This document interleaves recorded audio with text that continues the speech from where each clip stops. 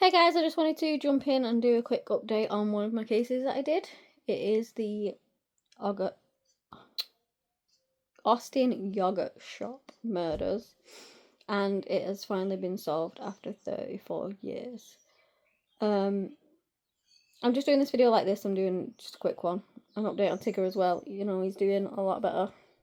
He's actually started to munch on some little bits of food, so I'm still syringe feeding him at the moment, but fingers crossed he's doing a lot better, so we'll see. So yeah, let me just give you a bit of an update on, well, not an update, like a review quickly. On the 6th of December in 1991, it was found that in a shop called I Can't Believe It's Not Yogurt, 4 teenagers were found murdered. 2 of them worked in the shop, and about an hour before closing, a man asked to use the bathroom in the back. He waited a while, and it seems like he may have jammed the back door open. This call comes through just before midnight, and it's the building's on fire, basically. The fire engines go and put it out, and then they find 3 bodies. Originally, the call came through, there was 3 bodies that they found, but then as the police were on the way, the patrolmen, they updated it to 4, because the 4th one was in a different room. Each of them had sadly been shot in the head with a .22 caliber bullet. Sarah, Eliza, and Jennifer were all gagged and bound with their own underwear, and all 3 had been charred because of the fire and shot in the head.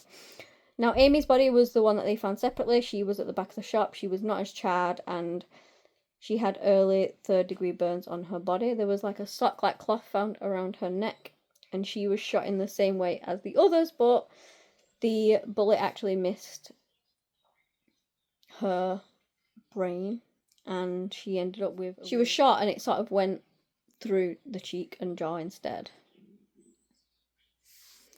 Now, the 4 victims of this horrible crime, like I said, 2 of them actually worked there.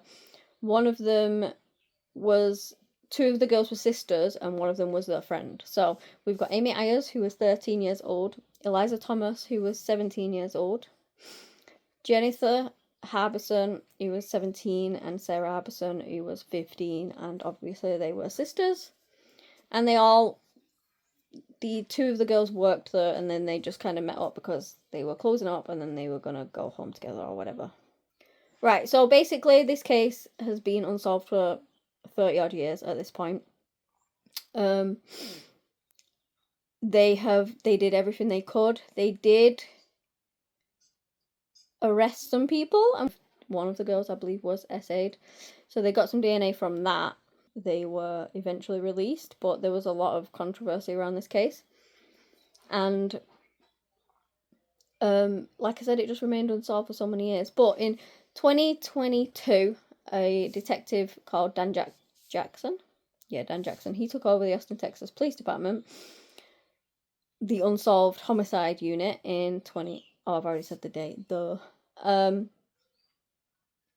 and his boss basically wanted him to try and solve this case. So they started testing this DNA, and they sent it everywhere. They also had a spent bullet, which they were trying to test too. And eventually, one department came back with a match. And this match is now known serial killer Robert Eugene Brashes.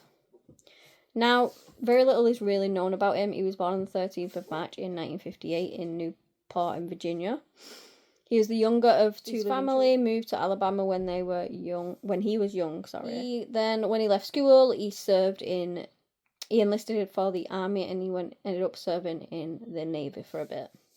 In 1980, he stopped his service, moved again to Florida, and in the early 1990s, he married and had a child. And then, apparently, they adopted 2 little girls at some point as well.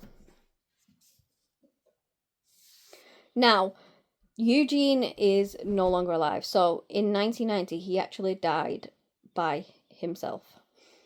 If you know what I mean, unaliving. I hate that you have to say that on here. It's so stupid. The 13th of January 1999, police officers noticed a stolen vehicle outside this parking lot, right? It was of a Super 8 hotel in Missouri. So it was totally not even related to anything. They had no idea who he was at the time. But the police spoke to the staff and they told him that he'd arrived not long ago with his family. And so they broke down the door because it was a stolen vehicle. And they barged in. He was hiding under the bed with a loaded gun, and when they attempted to get him out, he fired it, so they backed off. They then called for backup. They surrounded the place with tons of police.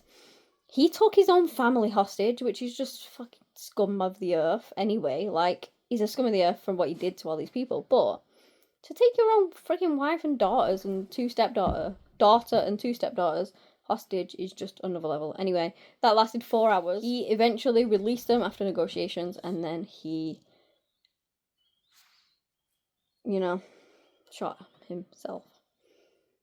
He would actually remain alive for 6 days after that, but then he succumbed to complications from his injury, and he died on the 19th of January. So, at some point, his name popped up in ASA case, and they actually went ahead and got permission to exhume his body, and they took DNA from his bones, and they would find a lot from that. Basically, there were several of those, and 3 murders dating back to 1990, and that happened in 2018 when they actually exhumed him and got the DNA. So this revealed that he was the perfect match for 28-year-old Jenny Zitricki, and my apologies if I've said her name wrong. I just want to get all of his victims in this video as well as the yogurt shop murders because he is a piece of work, basically. She was found essayed and murdered in her apartment in Greensville. That was the 5th of April 1990. They got DNA sample from that in 1995 and updated it to the database. And at the time, he was living not far from where she was murdered. They also linked him to the murder of 38-year-old Sherry Sherrera. I've probably said that wrong. I'm so sorry. And her 12-year-old Megan. They were both found dead at their home in Missouri on the 28th of March in 1998. About 2 hours after that, he attempted to break into a house and to assault a 25-year-old She woman. Resisted very violently, and that caused him to run away, which probably would have ended up exactly the same as everyone else if she hadn't. So thank goodness she managed to fight him off, and he liked it. Now, he didn't leave any DNA behind at that time, but they did ballistics, and it showed that it was a match to the gun that was used in this attack, and also the previous one. He was also linked to the 11th of March in 1997 of a 14-year-old girl. There's also another one that occurred. He's been linked to. This was only announced in October of this year. The SA and fatal shooting of a woman, but there's more details. They haven't actually yet been released. And then, of course, the Austin yogurt shop murders. So they managed to get a YSTR DNA profile. I don't know what the heck that was. And to warrant further testing into him. They also tested the bullet casing, which was found in a drain at the scene of the yogurt shop murders. And that was consistent with the gun that he actually used on himself in 1999. So, they got him.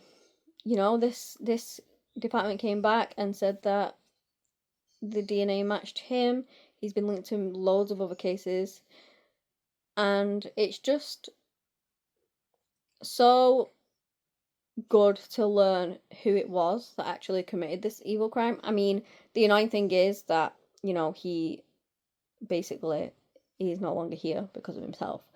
So in that sense, justice will never be served in the form of a prison sentence.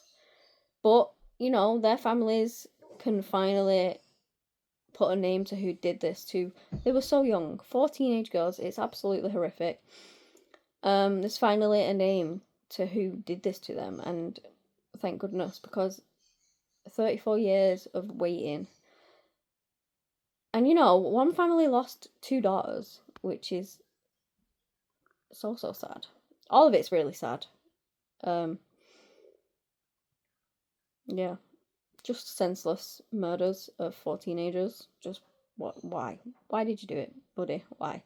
But yeah, another win for DNA testing after all these years, you know, and because his name was linked in 2018, they did the DNA exhumation, and if they didn't do that, then maybe it would have never been done. So thank goodness for all of the police and all of the genealogy and all of the amazing work that everyone does. But yeah, that is the end of this one. I just wanted to give a quick update on it because it is a case that has finally been solved after all these years. So yeah, thank you for watching, and I'll see you in the next video. Bye.